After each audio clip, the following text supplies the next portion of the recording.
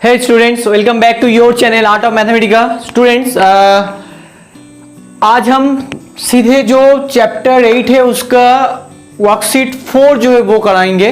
इसमें Pythagoras theorem है। Definitely हम पाइथागोरस थ्योरम के बारे में एक्सप्लेन करेंगे। उससे पहले कुछ कहना है। देखो, मैं लाइव क्लास में ऑलरेडी वर्कशीट 1 एंड वर्कशीट 2 मेरा ऑलरेडी हो चुका है, मतलब यहाँ पे लाइव क्लास में। तो अभी बहुत सारे बच्चे जो है मुझे रिक्वेस्ट कर रहा था कि सर मेरा एग्जाम है, कुछ कर दीजिए सर, वर्कशीट 4 कर दीजिए। तो मैंने सोचा कि चलो वर्कशीट 4 ही करेंगे आज। और एक बात है कि वर्कशीट 3 मैंने नहीं करा है, लेकिन इस संडे अगर पॉसिबल हुआ तो मैं वर्कशीट 3 भी कर दूंगा। ओके, सो चलो अब आते हैं पाइथागोरस थ्योरम में। वो क्या है? देखो, पाइथागोरस थ्योरम जो है ये पहले हमें जानना है कि ये पाइथागोरस, ये जो नेम है ना, ये ग्रीक जो फिलोसोफर है उसका नेम से ये थ्योरम का नाम रखा गया है। ये जो है उन्होंने इसको प्रूव करा था, मतलब इसका स्टेट एंड प्रूव दोनों ही करा था। ये जो प्रॉपर्टी है ये स्पेशली एक स्पेशल ट्रायंगल के ऊपर बनता है, वो है राइट एंगल ट्रायंगल के ऊपर। तो प्रॉपर्टी को हम एक जरूर एक्सप्लेन करेंगे, लेकिन उससे पहले कुछ कहना है। देखो, ये पाइथागोरस जो है, जो ग्रीक फिलोसोफर है तुम कह सकते हो, तो उन्होंने नियर अबाउट 6th सेंचुरी में उसने ये इन्वेंट करा था, मतलब ये थ्योरम दिया था हम लोगों को। तो लेकिन एक्चुअली ना इंडिया में, इंडियन कल्चर में ये उससे भी पहले आ चुका था। वो करीबन 800 BC में ये आ चुका था। बुद्ध जो है उसने इसको स्टेट भी करा था, प्रूव भी करा था। लेकिन जो होता है, जो मतलब इसका कोई ऑथेंटिक प्रूफ नहीं था। बाद में ये पता चला हम लोगों को, लेकिन इसका ऑथेंटिक प्रूफ नहीं था। इसलिए वो जो थ्योरम है वो पाइथागोरस के नाम पे ही रखा गया है, क्योंकि उन्होंने, मतलब सब लोग मान लेता है कि उन्होंने ही करा है। जैसे कि हम लोग मानते हैं इंडियन, एज ए इंडियन हम लोग मानते हैं कि आर्यभट्ट जो है उसने जीरो का कंसेप्ट दिया है। लेकिन बहुत सारे जो है मैथमेटिशियन वो कहते हैं कि नहीं, वो तो बाहर से आया है। तो ये कंट्राडिक्टरी पार्ट है, तो इसमें नहीं जाते। चलो, तो अब पाइथागोरस थ्योरम है क्या? देखो, एक राइट एंगल ट्रायंगल में डेफिनेटली एक चीज तो मैंने एक्सप्लेन कर दिया था कि इस ट्रायंगल में ना एक जो एंगल है उसका वैल्यू फिक्स्ड है। किसी और ट्रायंगल में तुम्हें ये नहीं मिलेगा। एक ही जो ट्रायंगल है वो राइट एंगल ट्रायंगल, जिसमें एक एंगल जो है वो हमेशा फिक्स्ड होता है, और उसके नाम के अनुसार हम यहाँ पे नाम रखते हैं कि राइट एंगल ट्रायंगल, क्योंकि 90 डिग्री मतलब राइट एंगल कहते हैं, है ना। So right triangle, this is called right angle. तो अब कोई भी एंगल फिक्स्ड हुआ तो उसका ऑपोजिट साइड में जो हमेशा जो ना जियोमेट्री में यहाँ पे जो कंसेप्ट होता है, लाइक तुम लोगों ने जब पढ़ोगे कि आइसोसेलेस ट्रायंगल है, मतलब पिछले वर्कशीट में पढ़े ना कि ये वाला साइड अगर इक्वल हुआ तो चलो ABC, तो अगर सोचो कि AB इक्वल्स टू AC हुआ। ओके, सुन लेना मैं पहले क्या कहने की कोशिश कर रहा हूँ। तो AB इक्वल्स टू AC, तो अब AB जो लेंथ है इसका ऑपोजिट जो एंगल है, मतलब AB के ऑपोजिट में। अब ऑपोजिट एंगल कैसे फाइंड आउट करते हैं? विजुअलाइज करोगे तो देखो ऐसे होता है कि ये साइड है, इसका ऑपोजिट में जो है ना, मतलब जो एंगल इन साइड को लेके नहीं बना है, मतलब AB जो है AB को लेके नहीं बना है, वो है C। लेकिन सोचो कि कैसे करोगे? ABC ट्रायंगल में तुम्हें अगर AB के ऑपोजिट साइड फाइंड आउट करना तो AB को हटा दो, तो बाकी कौन रह गया? C। तो मतलब C एंगल जो है AB का ऑपोजिट। लाइक ट्रायंगल ABC में तुम्हें AC का ऑपोजिट एंगल फाइंड आउट करना है, AC, मतलब बाकी कौन रह गया? B। तो AC मतलब ये है, इसका ऑपोजिट कौन है? B। ऐसे तो AB का ऑपोजिट कौन है? AB में कौन नहीं है? C। तो C एंगल इक्वल्स टू यहाँ पे कौन नहीं है? B। अब यहाँ तक ठीक है? चलो, तो देखो यहाँ पे भी मैं ऑपोजिट एंगल, ऑपोजिट साइड के ऑपोजिट एंगल ऐसे कर रहे हैं ना, तो यहाँ पे भी वही होने वाला है कि 90 डिग्री के जो ऑपोजिट होगा उसका, अगर ये एंगल, कोई भी ट्रायंगल में एक एंगल फिक्स्ड होगा ना, तो उसके ऑपोजिट साइड में जो साइड होगा, मतलब तो इस एंगल के ऑपोजिट साइड, मतलब साइड में जो होगा लाइन सेगमेंट, जो साइड होगा उसका भी नेम जो है फिक्स्ड होगा, वो है हाइपोटेन्यूस। ये वाला फिक्स्ड है। हाँ, तो अब तुम लोग कहोगे सर नहीं, ये तो ये भी फिक्स्ड है, ये परपेंडिकुलर है और ये बेस है ना, ये फिक्स नहीं है। जब ट्रिग्नोमेट्री जब हायर क्लास में और जाओगे तो तुम लोगों को पता चलेगा कोई भी फिक्स नहीं है। कोई भी ट्रायंगल में ना अगर तुम इसको परपेंडिकुलर कहोगे कोई भी एंगल के रिस्पेक्ट में परपेंडिकुलर और जो बेस है वो डिसाइड होता है। तो अगर ये एंगल के रिस्पेक्ट में कहोगे, एंगल सी के रिस्पेक्ट में, तो ए बी परपेंडिकुलर है, हाँ सही है। लेकिन अगर तुम कहोगे कि सर एंगल ए के रिस्पेक्ट में, तब बी सी परपेंडिकुलर हो जाएगा। तो ये फिक्स नहीं है परपेंडिकुलर, कोई एक परपेंडिकुलर होगा तो ऑपोजिट जो है, मतलब और एक जो साइड बचा हुआ है वो बेस है, और अगर ये बेस हुआ तो मतलब ये परपेंडिकुलर हुआ तो इसका ऑपोजिट मतलब और एक जो साइड हो गया वो है perpendicular. Sorry I said wrong, अगर ये परपेंडिकुलर होगा तो इसका जो और एक मतलब तीनों ट्रायंगल में ये तो हाइपोटेन्यूस फिक्स्ड है और ये तुमने परपेंडिकुलर माना, सोचो BC, तो बाकी कौन रह गया AB, तो वो तब बेस होगा। तो ये डिपेंड करता है, इसमें ये और भी इलेबोरेट से ये लग जाएगा, एक ही क्लास पूरा लग जाएगा, तो अभी उतना एक्सप्लेन नहीं कर रहा हूँ। बस इतना याद रखो कि 90 डिग्री के जो एंगल है राइट एंगल, उसका ऑपोजिट साइड में जो होता है उसको कहते हैं हाइपोटेन्यूस, और बाकी जो एक परपेंडिकुलर होगा एक बेस होगा। अब ये याद रखो। अभी यहाँ पे पाइथागोरस थ्योरम जो कह रहा है कि हाइपोटेन्यूस मतलब क्या, देखो इस ट्रायंगल में AC है, AC हाइपोटेन्यूस है, तो इसका जो स्क्वायर है ना, तो वो क्या है, बाकी जो साइड है उन दोनों के स्क्वायर के साथ इक्वल है, साम उन दोनों के स्क्वायर का साम के साथ इक्वल है। मतलब इन अ राइट एंगल ट्रायंगल, ये तुम्हें मेंशन करना है। जब भी तुम्हें कोई पूछेगा कि पाइथागोरस थ्योरम क्या है, तुम्हें कहना है कि इन राइट एंगल ट्रायंगल, इसको मेंशन करना ही है। कोई भी ट्रायंगल में ये एप्लीकेबल नहीं है, तो तुम्हें कैसे करना है कि in right angle triangle length of the square of the hypotenuse is equals to the sum of the square of the other two sides और सम ऑफ द लेग्स। ये दोनों लेग्स कह सकते हो, ऐसे कह सकते हो। समझ में आ गया तुम्हें? तो वैसे ही तुम्हें एक्सप्लेन करना है। तुम्हारी बुक में जो दिया गया है, इसको A माना है, इसको B और ये C है, तो उसने कहा है कि बुक में A square equals to B square, sorry C square equals to A square plus B square. ऐसे भी याद रख सकते हो, लेकिन मुझे जो अच्छा लगता है कि ऐसे भी कर सकते हो, बट मुझे जो अच्छा लगता है कि hypotenuse square equals to perpendicular square plus base square, ऐसे याद रखो। क्यों? देखो ये तो हमेशा फिक्स होगा, अगर ट्रायंगल PQR होगा तो ये नहीं होगा। 7 क्लास में तो ये सही है, ठीक है, लेकिन मैं कहता हूँ कि अभी से ये हैबिट बना लो कि हाइपोटेन्यूस स्क्वायर मतलब जो 90 डिग्री के ऑपोजिट में उसका जो वही होता है लॉन्गेस्ट साइड, तुम्हें सब पता है, तो उसका स्क्वायर मतलब बाकी जो साइड है उसका स्क्वायर के साम। ओके, तो ये मतलब पाइथागोरस थ्योरम है। अब इसका जो ज्योमेट्रिकल इंटरप्रिटेशन जो कुछ है, अगर मुझे टाइम मिलेगा तो मैं बता दूंगा, क्योंकि ये स्क्वायर वाला कुछ है यहाँ पे, उसका एक्टिविटी भी बनता है, तो मुझे टाइम मिलेगा तो मैं उसके बारे में एक्सप्लेन करूंगा। तो अभी तो मैं क्या है कि वर्कशीट स्टार्ट करने वाला हूँ। तो आज जो है वर्कशीट 4 का जो 1 से करेंगे, तो देखते हैं कितने तक होता है। वीडियो को ज़्यादा लेंदी नहीं करना है हमें। तो चलो स्टूडेंट्स, तो let's start.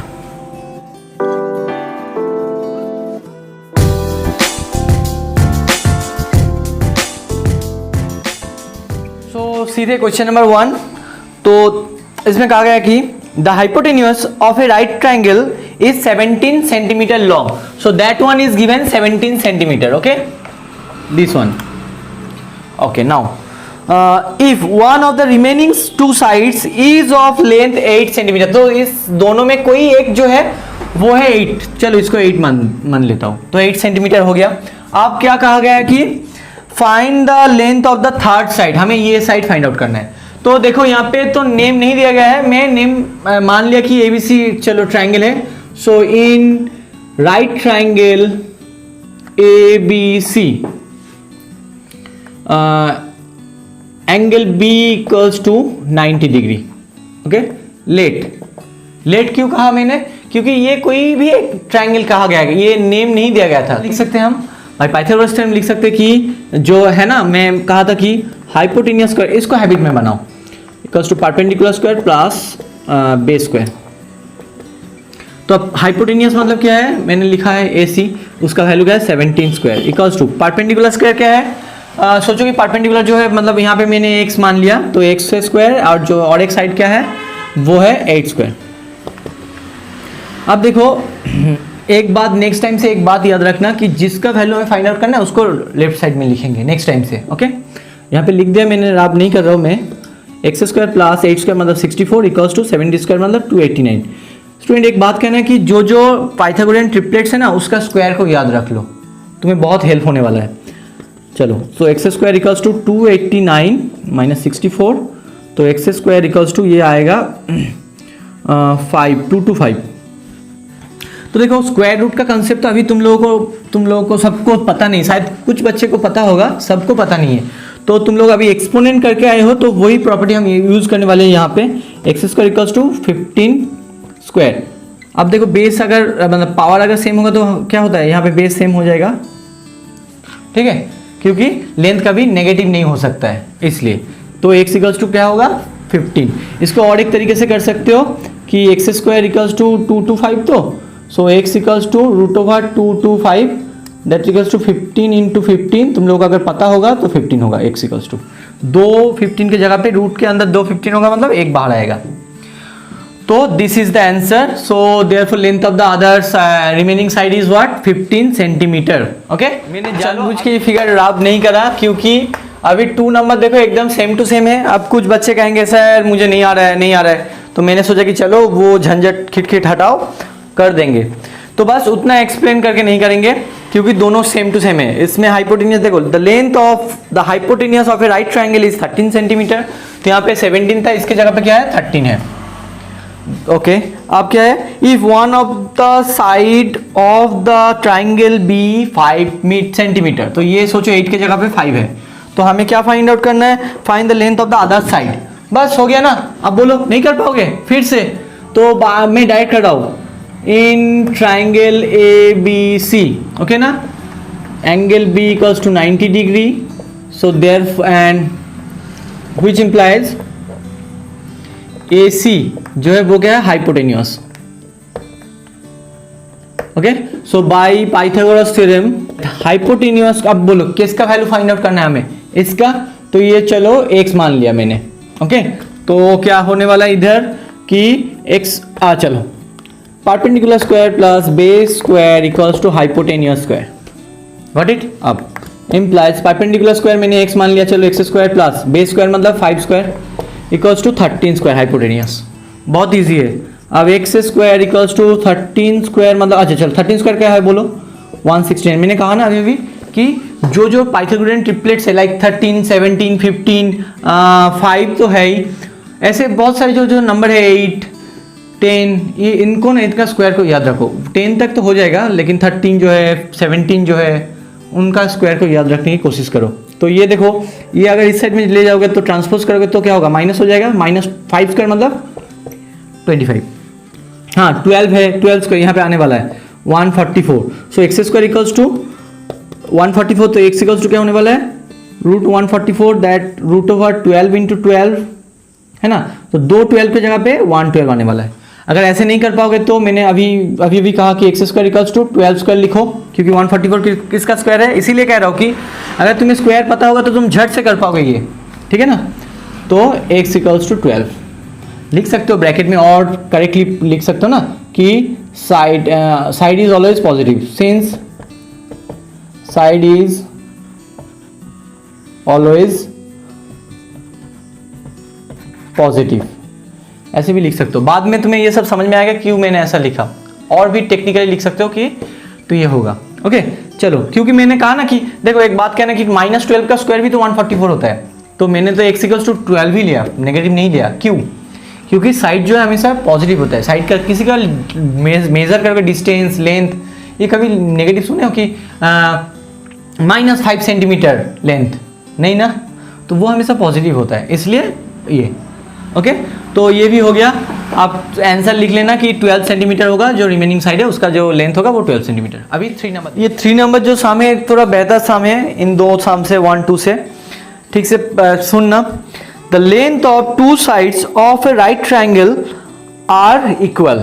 Okay, the square of the hypotenuse is 800 centimetre square, find the length of each side. तो ठीक से सुनना कि यहाँ पे कहा क्या गया है, यहाँ पे जो कहा गया है कि लेंथ ऑफ 2 इक्वल साइड, देखो फर्स्ट तो कहा गया कि length of the hypotenuse square, it is not length of the hypotenuse. Hypotenuse जो है उसका जो स्क्वायर है उसका वैल्यू दिया गया है, वो है 800 सेंटीमीटर स्क्वायर। फिर से कह रहा हूं, यहाँ पे बहुत सारे बच्चे गलती करते हैं, एकदम ध्यान से सुनना।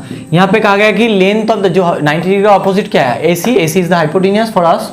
तो hypotenuse square that means AC का जो स्क्वायर है वो है 800 सेंटीमीटर स्क्वायर।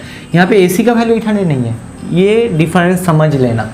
ओके अब जो कहा गया कि ये जो है यहाँ पे ये राइट ट्रायंगल में दो साइड इक्वल है। अब तुम सबको पता है कि इन राइट ट्रायंगल सबसे बिगेस्ट साइड लॉन्गेस्ट साइड क्या है, हाइपोटेनियस है, मतलब वो किसी और के साथ इक्वल नहीं हो सकता इन राइट एंगल ट्रायंगल। तो मतलब बाकी जो है वो ही दोनों इक्वल होगा। अगर इक्वल साइड कहेगा तो हमेशा ये दोनों ही इक्वल हो सकता है, और इसको कहेंगे isosceles right triangle, isosceles right triangle. Okay चलो अब देखो ये अगर सेम हो गया ना, मतलब तो हम सोच सकते हैं कि ये भी 1 सेंटीमीटर, ये भी 1 सेंटीमीटर। सो लेट, अच्छा चलो, let right triangle, in right triangle, चलो let in right triangle A B C length of each equal side equals to each equal side equals to 1 centimetre, equals to 1 centimetre. अब तो देखो, अब जो perpendicular है वो भी 1 से, बेस भी 1 से, तो बाय पाइथागोरस से हम कर पाएंगे। तो एक बात क्लियर कर लेना कि इसका जो अपोजिट, मतलब ये जो है ये है, इसका स्क्वायर जो है 800, ये वैल्यू नहीं है, फिर से कह रहा हूँ कि तो by Pythagoras theorem what I can write, just simply पहले इसको लिखो, perpendicular square plus base square equals to hypotenuse square, है ना। अब परपेंडिकुलर स्क्वायर मतलब वो भी 1 से और ये भी बेस भी 1 से, तो दोनों ही एक्स स्क्वायर होगा। अब यहाँ पे बोलो 800 स्क्वायर होगा ना, नहीं, मैंने जानबूझ के ऐसा करा, क्यों पता है, क्योंकि इसी जगह पे बच्चे गलती करते हैं। तो इसको ठीक से सुनो, फिर से कह रहा हूँ, AC स्क्वायर जो है वो है 800, तो AC स्क्वायर मतलब क्या है, H स्क्वायर, सो H स्क्वायर मतलब क्या है, टोटल इसका वैल्यू डायरेक्ट लिख देंगे यहाँ पे 800।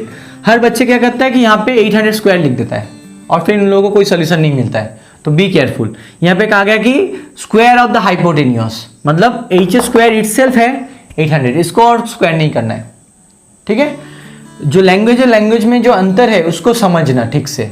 ओके चलो, तो अब बताओ कितना x है, 2, तो लाइक टर्म मतलब ये 2, सो 2x स्क्वायर होगा, वो है 800 x स्क्वायर। अब ये तो ट्रांसपोज होने वाला है, so 800 divide by 2 that is 400। So x equals to क्या होने वाला है, x स्क्वायर इक्वल्स टू, अब 400 बोलो किसका स्क्वायर है, 20 का, so 20 square implies x equals to 20 हो गया। अब length of each equal side is equals to what, 20 centimetre. समझ में आ गया तुम लोगों को। अब यहाँ पे लिख सकते हो कि वो अभी भी जो मैंने पिछले में कराया ना 2 में, कि कंडीशन मैंने लिखा है कि since length of the sides always positive, okay, length of the side is always positive. Okay तो चलो, अब ये भी हो गया। आंसर में नहीं लिख रहा हूँ, कि तुम लोग लिख लेना कि length of 2 equal sides equals to 20 centimetre. बहुत ही इंपॉर्टेंट सम है, एक बार पढ़ लेते हैं, देख लो। 2 poles of height 6 metre and 11 metre stand on a plain ground। तो ये 2 पोल हैं। एक बात याद रखना कि कोई भी पेड़, कोई पोल्स, कुछ भी हो, वो हमेशा हम लोग मान लेंगे कि ग्राउंड के साथ क्या है, परपेंडिकुलर है। खड़े कैसे हुआ है, परपेंडिकुलर, जैसे ऐसे स्लैंट नहीं है, वो एकदम इंक्लाइन पे नहीं है, एकदम परपेंडिकुलर खड़े हुए हैं, ठीक है ना। If the distance between their feet is 12 metre, feet मतलब B एंड C जो है उसका फीट है, उसमें डिस्टेंस क्या है 12 मीटर, मैंने पहले लिख के रखा है। Find the distance between there tops, top मतलब A point and C point, तो उसके डिस्टेंस हमें फाइंड आउट करना, मतलब इसको ज्वाइन करो, तो AC का लेंथ हमें फाइंड आउट करना है, तो करो। लेट ये 4 नंबर का क्वेश्चन है, length of poles B, AB and CD, okay. Definitely according to the figure, देखो फिगर ड्रॉ करना मस्ट है इस सम में 4 नंबर में, तो अकॉर्डिंग टू फिगर तुम्हें पता चल रहा है कि and distance between there foots भी BC, देयरफॉर आप एक एक करके लिखो। AB का लेंथ क्या होने वाला है 6 metre, CD 11 metre and BD distance between their foot वो क्या है 12 मीटर। अब यहाँ तक तो हो गया। अब एक बात कहना, देखो अगर कोई भी 2 लाइन पैरेलल होता है तो उनके बीच का डिस्टेंस क्या होता है, इक्वल होता है या नहीं। मतलब सोचो कि ये 2 लाइन पैरेलल है, ये 2 लाइन, तो इसका बीच का डिस्टेंस मतलब ये क्या है, इक्वल होगा। अब पैरेलल लाइन अगर ऐसे देखने में ऐसा हुआ तो ये डिस्टेंस होगा, तो वो क्या होगा, इक्वल होगा।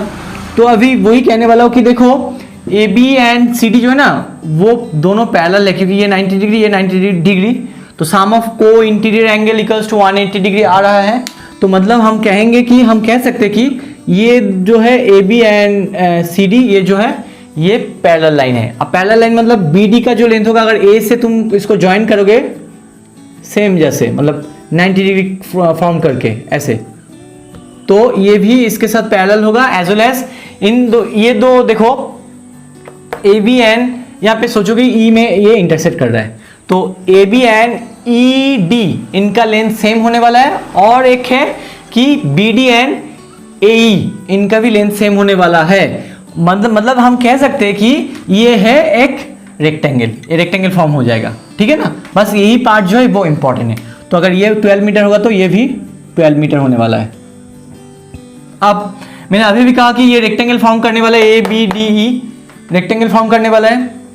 तो रेक्टेंगल का ऑपोजिट साइड क्या था, इक्वल होता है, तो मतलब ये भी इक्वल होगा, ठीक है। तो मतलब ए बी अगर 6 मीटर हो गया ना, तो ये वाला यहां तक ये वाला तो क्या होगा, ये भी 6 मीटर होगा। अब टोटल क्या है, टोटल 11 मीटर, ये टोटल जो है वो है 11 मीटर, है ना। तो टोटल अगर 11 हो गया और यहाँ तक 6 हो गया, तो बाकी क्या है 11 से माइनस कर दो तो मिल जाएगा, मतलब सी ई का वैल्यू। चलो करते हैं, तो अभी वो लिखेंगे पहले, है ना। तो तभी हम ए सी का वैल्यू फाइंड आउट कर पाएंगे। क्यों, क्योंकि अगर देखो अगर इसको ज्वाइन नहीं करते तुम तो ये एक ट्रापीजियम फॉर्म होता, मतलब कोई क्वाड्रिलेटरल मतलब 4 फिगर वाला एक पॉलीगन होता, उसको ट्रापीजियम कहेंगे। इस फिगर को हम ट्रापीजियम कहेंगे। लेकिन ट्रापीजियम का तो अभी तुम्हें कुछ पता नहीं होता है, तो ए सी कैसे फाइंड आउट करोगे। तो इसलिए बेहतर है कि हमें इसको ट्रायंगल, राइट ट्रायंगल में फॉर्म करना है। तो यहाँ पे 90 डिग्री है, मतलब यहाँ पे भी एक लाइन ड्रॉ करना है जो 90 डिग्री होगा, किसके ऊपर, सी डी के ऊपर। ओके, तो मतलब ये एक राइट एंगल ट्रायंगल फॉर्म हो गया, देखो ए ई सी, गॉट इट। चलो अब देखो वो ही लिखने वाला हूं हम, अकॉर्डिंग टू द फिगर क्या लिख सकते हैं कि A B equals to E D, ये समझ लो, बाकी तुम्हें बहुत ही इजी हो जाएगा, बाकी तुम कर पाओगे। एंड ए ई मतलब B D equals to A E. Okay, तो अब देखो ए बी का वैल्यू क्या है 6 मीटर, तो ई डी का वैल्यू क्या होने वाला है 6 मीटर, तो हम यहाँ पे लिखने वाले हैं 6 मीटर। अब बी डी का क्या था 12, तो ए ई का भी क्या होगा 12 मीटर, हो गया। ओके चलो, so now in right triangle A E C, ये वाला बताओ, इसमें जो है ना कि हाइपोटेनियस कौन है, पहले हमें बताओ हाइपोटेनियस कौन है। ई अगर 90 होगा तो इसका ऑपोजिट में ए ई सी में ई 90 डिग्री है, तो कौन दो बाकी है ए सी, तो ए सी कौन है ये, तो उसका वैल्यू हमें फाइंड आउट करना है। तो दिस ए सी स्क्वायर मतलब हाइपोटेनियस स्क्वायर, चलो पहले वो पाइथागोरस थ्योरम लिखता हूँ। Hypotenuse square equals to perpendicular square plus base square, bracket में लिख दो, बाय पाइथागोरस थ्योरम। अब हाइपोटेनियस मतलब क्या है, एसी है।